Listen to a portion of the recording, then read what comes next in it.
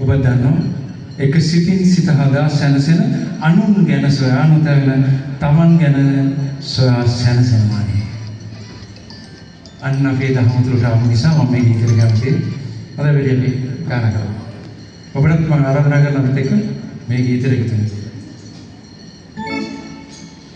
අද යලි තවම කතා පොළොසකට අපි එකතු කරමු.